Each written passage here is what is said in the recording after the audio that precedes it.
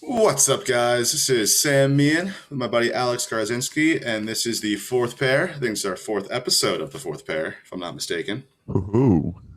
I've got What's up, some everybody? got about what is it, probably 3 weeks into the new 3 4 weeks in the new NHL season. We're starting to learn about some of these teams, who they are. So let's get into it. First things first. The NHL really does not want to grow their brand at all, apparently, because the casual NHL fan walk down the street and have no idea who Connor McDavid is because he's on, national TV maybe once a month. It's on like a Wednesday night. So I don't know. This kid is unbelievable. He is the most fun player I've ever seen. Really, um, Yeah. in this generation, he's unbelievable. His goal of the night were just like skated from coast to coast, just cut through the entire defense of not important who it was, but he makes Yeah. some guys look like he's playing. They're like it's a professional playing against high schoolers sometimes. Yeah, it looked like he was in a beer league or something. Yeah, like the And guy who's like it's not like way they're too bad sweaty either. in the beer league. He's just that good. It's like, yeah, he's just cranking 90s on these kids. Well, Patrick Line probably is actually cranking 90s still.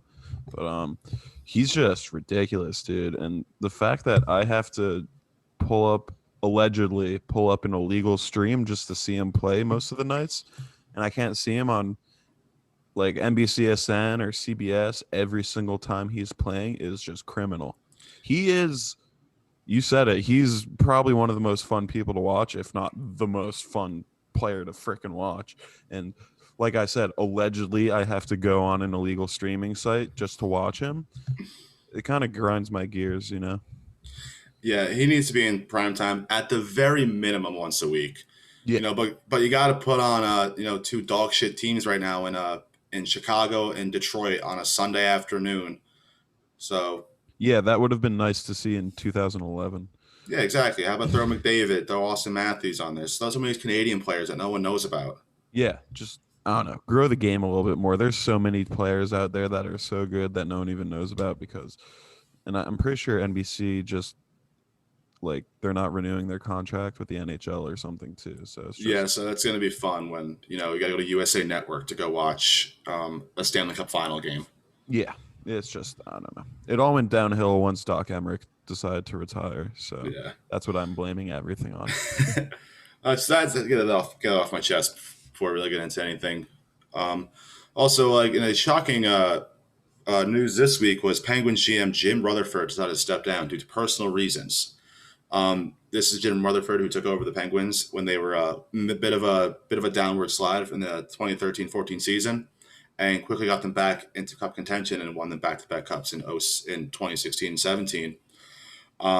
Made great moves this offseason, getting rid of get kind of retooling the team around Crosby and Malkin with more younger, better players, and getting the old heads like Phil Kessel and Patrick Hornquist out of there.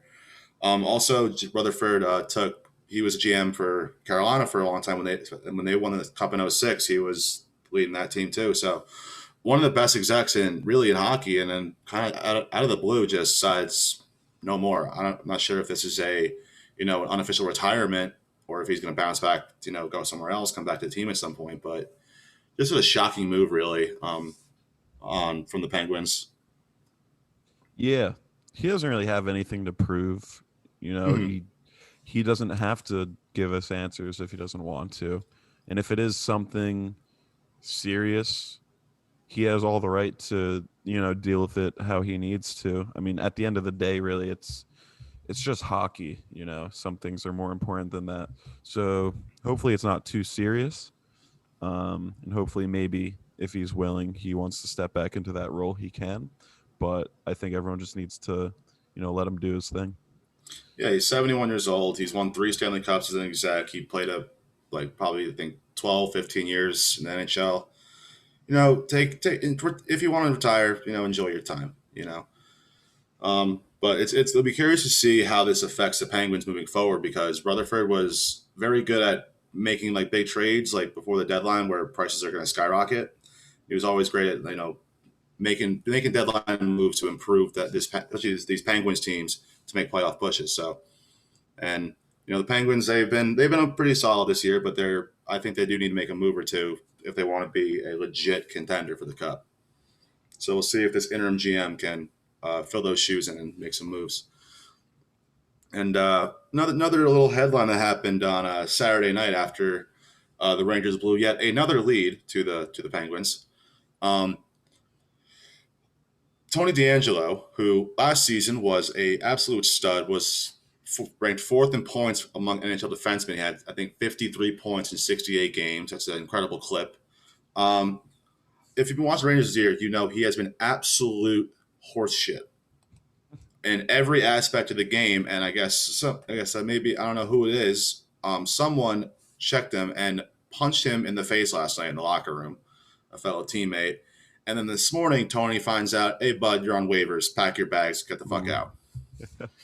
That's just insult to injury right there. So, yeah, like what a 12 hours for Tony. Like he's waking up with a headache after a rough game and probably a nice bruise on his face, and then here comes Jeff Gordon and John Davidson. "Hey, bud, pack your fucking bags. Get out of here." Do you know who punched him? I do not know, but I kind of want to speculate a little bit. Who do you think it could be? I think it's one of three people. Because I have a guess. I'm not too familiar with the Rangers. I'm going to say it's going to be either Brendan Lemieux. Yeah, that was my guess. Jacob Trouba. Because it was apparently a bigger teammate. So Trouba's a big guy. Right. And I guess my other guess, I guess that's really the only two guesses. Or Ryan Lindgren actually could be another guy. Another scrappy guy who every game it seems like he somehow starts bleeding from the face. Or it was Alexis Lafreniere pulling out his big old cock and just slapping him in the face with it. Or it could be K'Andre Miller. Honestly, he's K'Andre Miller. He's a big dude. He's really tall. He's kind of skinny though, right? Yeah, I mean he's like 20 years old. He can bulk up a little bit. But yeah, apparently they've been trying to trade him. Really, you can be as big of a douche off the ice if you're producing, I guess, but he's a very outspoken conservative, which I don't have the reviews, there's no problem with that.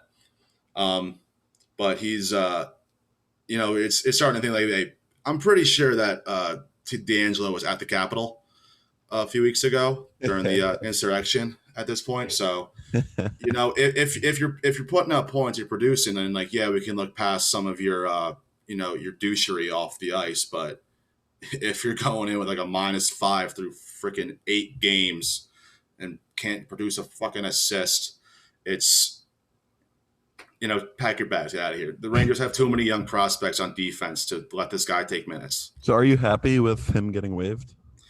I think it's definitely. I think the timing's curious. I think it was a little early. But I'm thinking it's something. Give him another. There had to be another incident, him getting more than him just getting punched in the locker room, because he just signed a new little bridge deal of 2 years. I think it was 2 years, $9 million, something like that. And which is at this point I'm ecstatic we didn't give him a 5-year deal. Yeah, so, especially if it's more of a locker room thing too. Yeah, if it's a locker room thing, there's too many young guys in this locker room that have this kind of toxicity around them. So, we'll see if anyone actually picks him up. If not, then we'll see what happens with him if he's even in the league for the rest of the season. Yeah, but in lighter news, in that same locker room, you don't have to eat an onion anymore because Alexis Lafreniere decided to, put his big boy pants on and score a beauty of an OT game winner. I think it was on Thursday. Yeah, it was some middle of the week sometime, in Buffalo. I was a little nervous. But hopefully this can get him going. I think he hasn't a point since then, but they've only played 2 games since. But he's improving more and more each game. He's looking more comfortable on the ice there. David Quinn, he had him on the top line actually yesterday against Pittsburgh. Had him up top with Zibanejad and Buchnevich. I knew he was scoring before he even got the puck. Just it was just one of those textbook breakaways, and I just knew it was going in. I got a little upset. I was really looking forward to watching you eat that onion. So I was I was getting scared. So don't get me wrong. I was like, I'm gonna have to eat an onion on Instagram Live. Yeah, we'll have to make another bet later in the year. But Oh, that's and definitely a memorable first goal for him. So that's really yeah, awesome. yeah, nice OT winner for a team that really needed a win. So He could, I do want to say he could use a little work on his celly. Maybe he should talk to Panarin because he had a really nice celly the other Panarin, his sellies are always nice. So he'll learn. He'll learn the kid. Learning from the best. So all right. So let's move into a little segment here. We're only through the season, but we're starting to see some teams and our players some teams that could be sellers at the deadline in early April, and some teams that could be buying. So we're going to talk about some teams that could be selling and who they could be selling exactly. I'll start it off with the Devils. The Devils, they play hard. Don't get me wrong, and they've had some times they look pretty solid, but this is not a playoff team, and they're not close to it yet. They have plenty of young studs around, but I think when you have guys on finally the contract, we got Kyle Palmieri, you got Nikita Gusev, and even Travis Zajac, an older guy. But those first two, I think, are going to bring a lot of value, and you get a first round pick probably from each of them. Zajac can probably get in like a third or something. He's still a serviceable center iceman. But yeah, they're in no position to contend. Even for they might make some noise like, oh, they're going to get the 4 spot and then fall apart. But I think the Devils, you got to look at what the Rangers did a few years ago when they shipped out McDonough. And the next year, like Zook and all these guys, all these fan favorites, and they got a bunch of picks that turned into guys like Keandre Miller, like Ryan Lindgren, like Vitaly Kravtsov, like a bunch of these guys that the future of this team looks very bright. So I think teams will look at that and decide, hey, these guys, we love these guys, but it's time to go. Like Kyle Palmieri, he's still a very serviceable winger. He can be a second liner on a contender. So Pretty sure he was considered gone last deadline too. Like mm-hmm. everyone was convinced they were going to trade him, and then the deadline came and he was still there, and everyone was kind of shocked because I'm pretty sure he was going to be on his way out with Coleman, Mm-hmm. and I was pretty convinced that he would be gone too. So I'm kind of surprised he's still there, and they could definitely get a pretty penny for him. So I wouldn't be surprised if he went somewhere. Yes, just thinking I think this is the final year of his contract, so it's a little more urgent. Looks like because Mm-hmm. I don't see him. I could see him resigning, but of a team like maybe like Dallas or Tampa, even Colorado, it's like a perennial contender. If they need a scorer, even St. Like a Louis, 1 year. yeah, just like even as a rental, like, Mm-hmm. hey, we're going for the cup. We need your help. Like, come on by. Yeah, So, and then he could go back to New Jersey, sign a nice fat contract, get the C on that jersey, and just live out the rest of his oh, days. he would become a Devils legend if he gets them like a first round pick, maybe a second rounder as well, like a few picks, and then go out, win a cup, come right back. Like this is in the Yankees, like Aroldis Chapman did when he got sent for the Cubs for Gleyber Torres, and then bang, next off he won the World Series, did his job, and went right back to New York. So we'll see if that's a scenario here. And you got any other any teams or people you think could be on the move? um, an inside source is telling me that the Oilers are going to trade Connor McDavid to the Atlanta Thrashers for fourth round picks. Including Ela. Why am I blanking? Ilya Kovalchuk. Kovalchuk. I don't know why I just drew a blank. Kovalchuk. Why I just do a blank right there. He's still I mean, honestly, at this point, he's McDavid's worth more at a dead franchise than in Edmonton right now because no one knows who he is. And I think another team actually that could be a very interesting coming to the deadline is San Jose. Hmm. They Yeah. have so many big contracts on that team, and they are severely underperforming. They were bad last year, and that cost them what was ended up being the third overall pick from that Carlson trade that went to Ottawa. So, and this year they're struggling out of the gate. Granted, like it's maybe not time to sound the alarms quite yet, But right now they are in dead last in the Western Conference or the Western Division.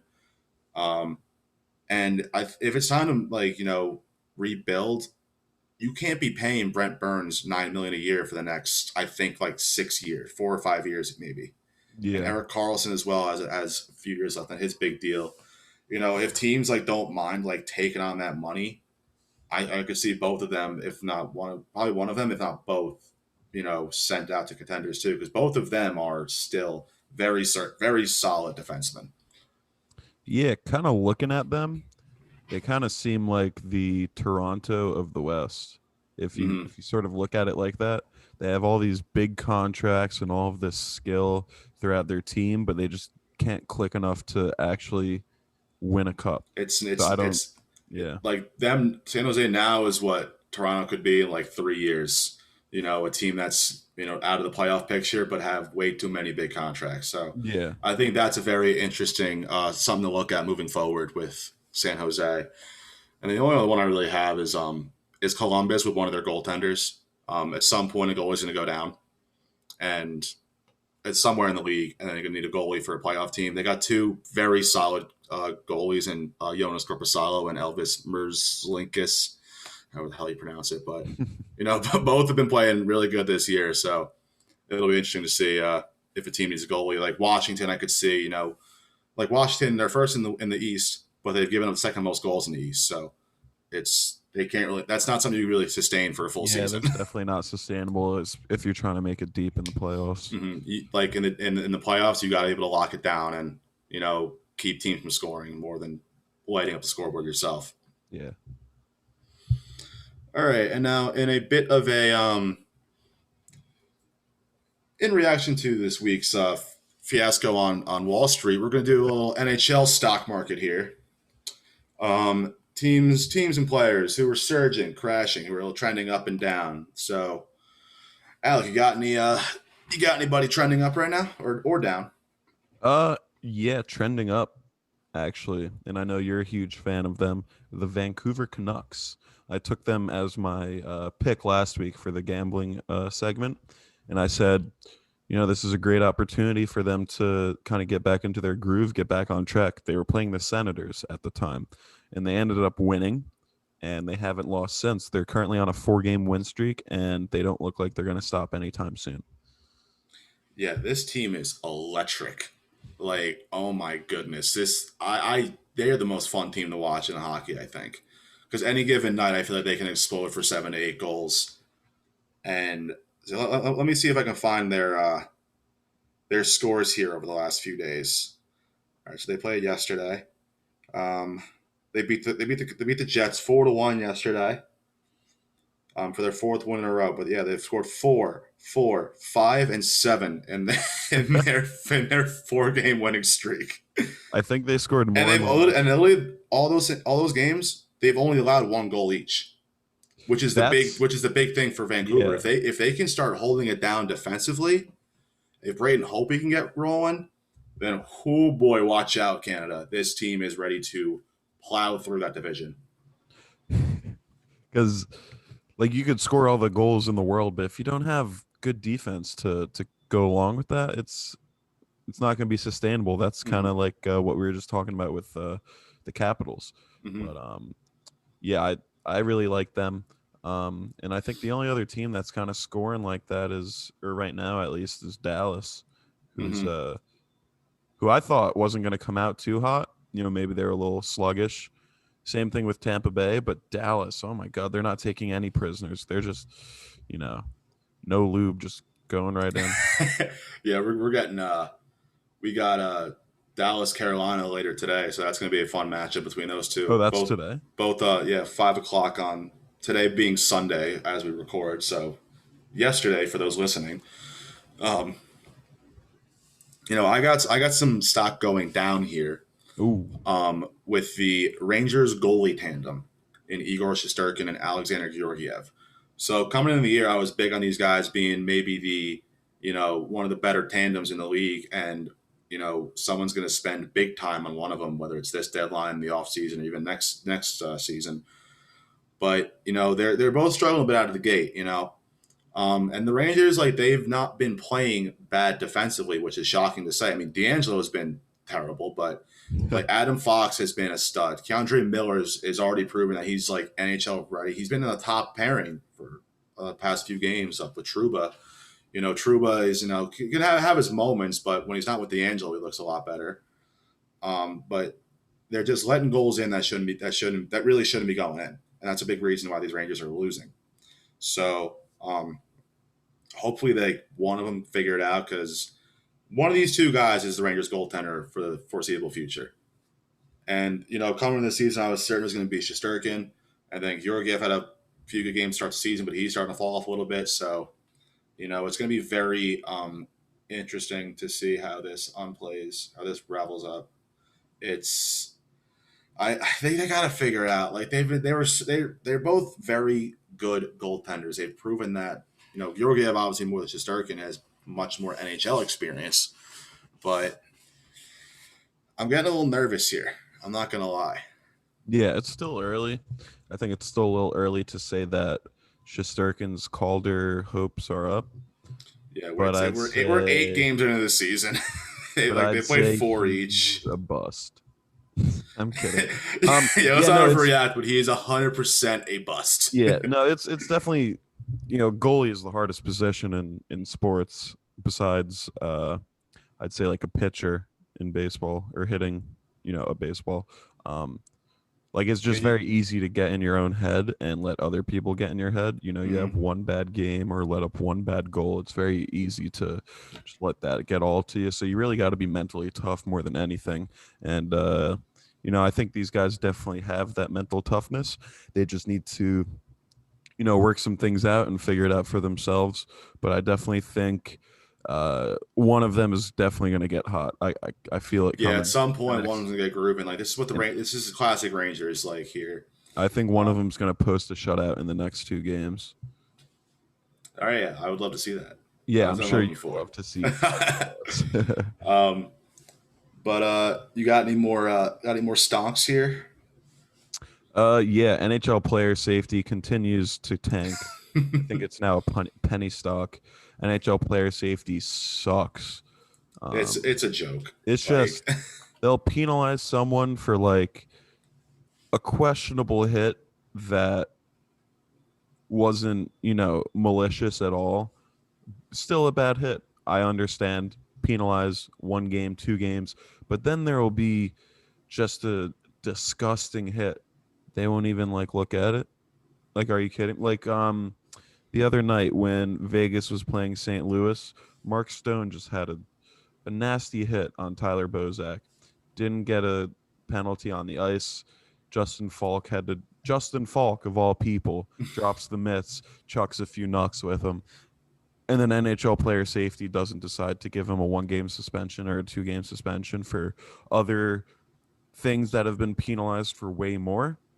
I'm trying to figure out what their thought process is up there, but maybe that's why they're NHL Player Safety, and I'm just a guy podcasting in my dad's basement. So, but yeah, it's like if they were consistent at least, it's like all right, whatever. But it's like it's a different I'm missing the word I'm supposed to try to say. This isn't even a new thing. The inconsistency has like the bar for what it qualifies as a punishable hit is like it changes every week. Yeah, it's ridiculous. I gotta consistently call these people on their shit. It's it's ridiculous. But I guess you know what I was gonna end this segment here, but I do have one person that I think his stock is trending up. You got to buy stock in Colin Blackwell. So this guy coming into this season in 33 career games had a total of 10 points. Through 4 games as a Ranger, he's posted 3 points, including the assist on Lafranie's first goal. And his line, whatever he's on, is the most consistent line for the Rangers night in and night out. In these 4 games he's played, he's produced the most chances. Whoever he's with, he was with Kevin Rooney at first, and they put him with freaking Panarin. And regardless of who he's with, they're producing. They're at least getting chances, whether they're the bounce are going the way sometimes. But I'm ready to name this guy fucking captain at this point. If it like maybe that's what the Rangers need now is a little boost. Like name someone captain and just rally around that. But If you, in all seriousness, though, if you had to name one right now, who would you pick? Zibanejad. I Or think that's the Zibanejad, I obvious. think is the best option. If they decide not Zibanejad for whatever reason, then it's got to be either like Kreider or even Panarin. But I don't see Panarin as a yeah, captain. I don't see him as the captain yet, at least. I mean, but I think it's got to be Zibanejad. I think that's the Yeah. obvious pick. Um, He just needs to all cut that hair. absolutely not. That's where the magic is. Guy's a grease ball. It's full. His hair is full of secrets and just deeks. He He's just need. he and just and needs a, 6 Swiss beats, dude. Check out his Spotify. No, he just needs to spend a day with Troy Polamalu and just straighten out that hair situation. And I would love to see him play a game with a perm. I think that'd be hilarious. Comes out with like the Yamir Yager like early '90s like perm in his hair. Or like for the Maybe that'll get All-Star him going. Maybe that'll get him going a Yeah. little bit. Curls for the girls. Alrighty. All right. I think we're done with the stock market here. Enough trade talk for the day. We'll move on to. Should we do the sin bin now, Alec? It's time for the sin bin. It is time for the sin bin. I'll start it off this week. If Yeah, you you don't go mind. first because mine's a little emotional. Mine's a little emotional as well. Oh, No, man. not really, but I'm just upset about it. No, I might start crying for mine. So. The sin bin, I'm not giving them 2 minutes. I'm giving them a 5-minute major for choking to the New York Rangers. Ooh, So, ow. in all 3 matchups this season against the Pittsburgh Penguins, the Rangers had a lead entering the third period. They lost all 3 games. 1 in regulation and 2 in a shootout or overtime. That can't happen. Like that's what I'm saying. That I'm not giving up on the Rangers quite yet, just because they are putting together like 80% of a good hockey game and just let it fall apart towards the end. And I'm not sure if this is a coaching issue, if it's just a lack of experience on the roster. It has to be addressed somehow. Like I don't know if Quinn needs to make adjustments late game or what's going on. I mean, even they had a game against Buffalo. They led 2-1 early, and then in the second period they unraveled on they just couldn't get anything going in the third. That's my main concern. It's like they've been playing well most of these games. They're 2-4-2, but they could very well be a 4 or 5 win team. So, yeah, the 5-minute major. Maybe they take some time and think about how to hold a fucking lead, and because I'm gonna lose the rest of my hair if this keeps up. Yeah, you definitely don't want it because I see you're growing it out. You're trying to look like Zibanejad. So Yeah, we're going Zibanejad mode here. yeah, no, being a Blues fan, I've definitely seen my fair share of not being able to hold on to a lead in the third period. I mean, I should be used to it. Like going back to the 2014 Cup final, where the Rangers had a lead in 3 of the 4 losses in the Cup final, including 2-goal leads in I think 2 of the losses. In the third period too. Those are rough times. But I wouldn't wish that on anyone, to be honest. So, except for a Rangers fan. Yeah, appreciate that, bud. All right. So for my sin bin, I'm giving myself a 2-minute penalty for being an asshole. Let me just paint a little picture here. Okay, so last week, St. Louis Blues were playing the San Jose Sharks. I had a little bit of liquid courage in me. I headed to my nearest sports book. Not going to name it because they don't sponsor us yet. So if they want me to say their name, they got to hit my email.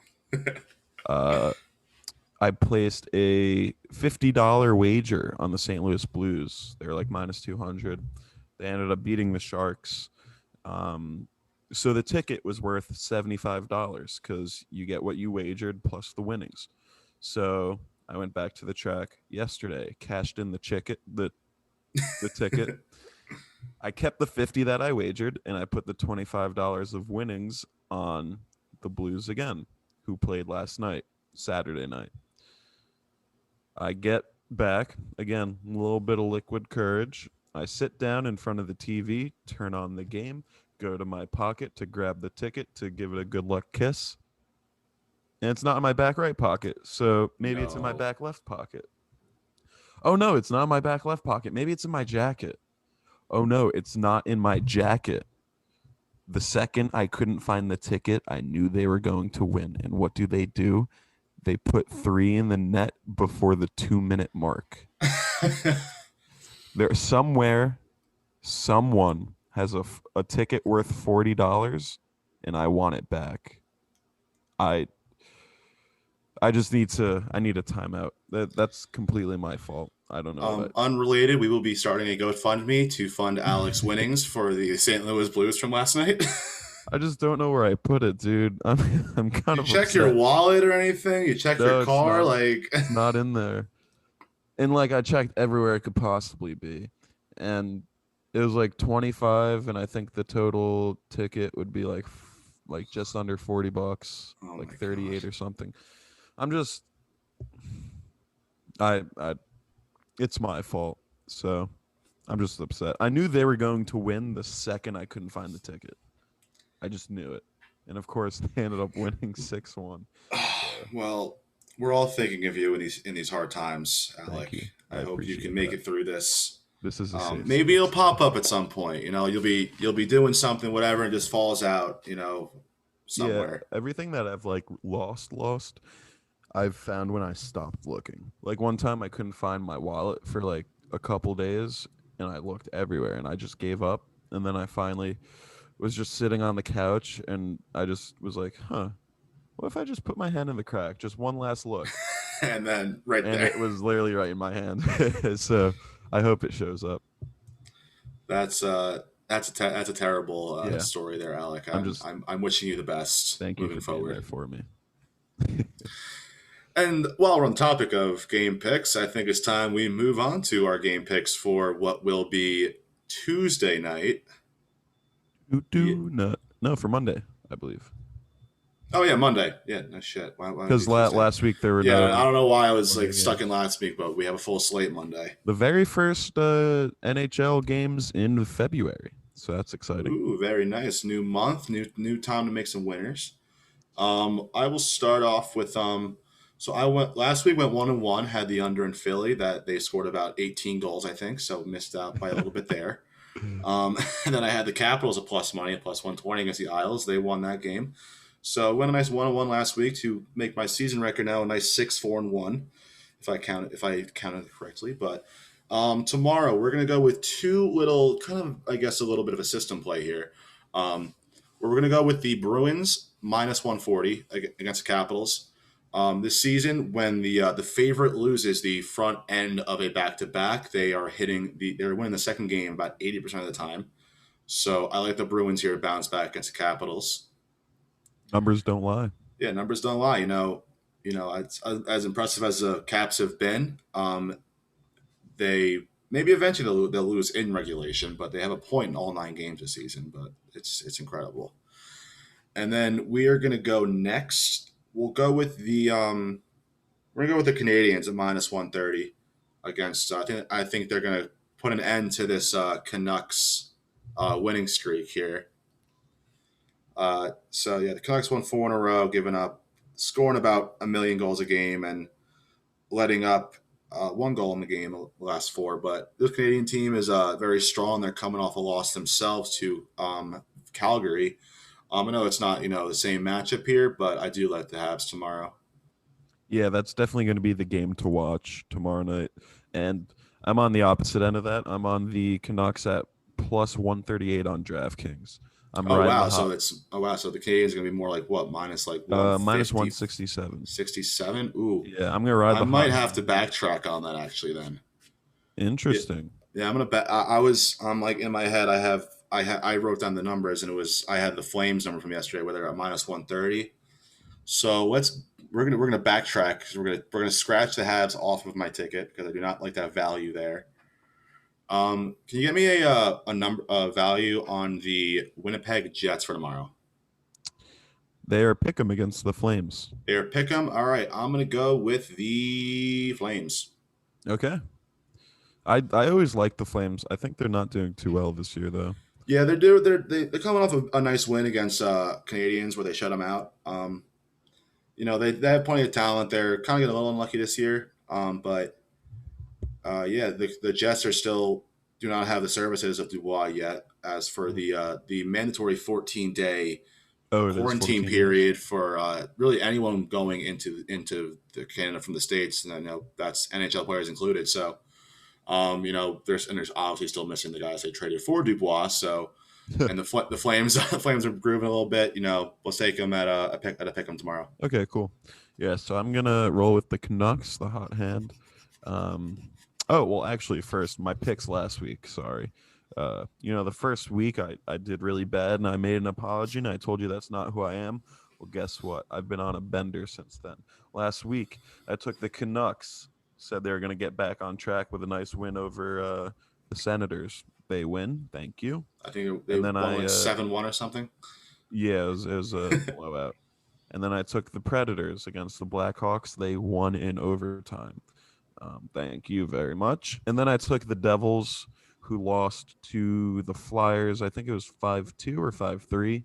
Hmm. So 2-1 last week. We're going undefeated this week. So we're taking the Canucks money line. What I say it was plus 138. And then we're taking Lightning money line against the Predators at minus 177. I think that's going to be a fun game to watch, but I think it's going to be a low scoring game.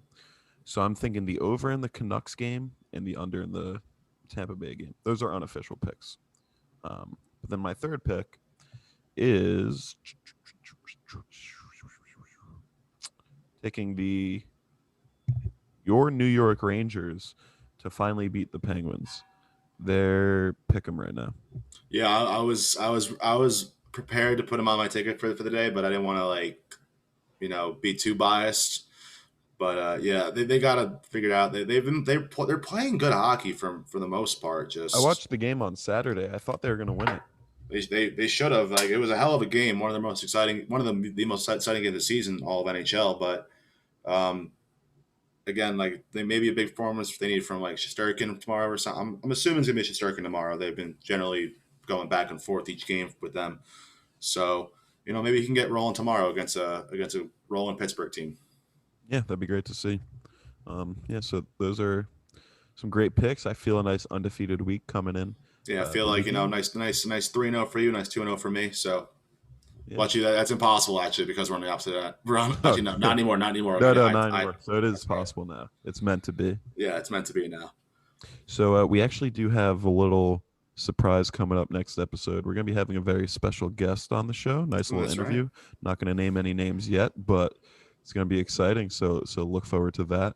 That'll be on next week's episode. Yeah, very nice. And then I think any closing thoughts, Alec? Uh, no, I don't deserve nice things, and NHL Player Safety needs to figure it out. Yeah. So that being said, this has been the fourth pair. I'm Sam. This is Alec. Make sure to follow us all on Instagram, Twitter, TikTok at Caps on Sports. Visit the website at capsonsports.com for some nice articles from the rest of the crew, some daily betting picks, and we'll see you next week. This See is you, the everybody. fourth pair. Have a Stay wonderful safe. week, everybody.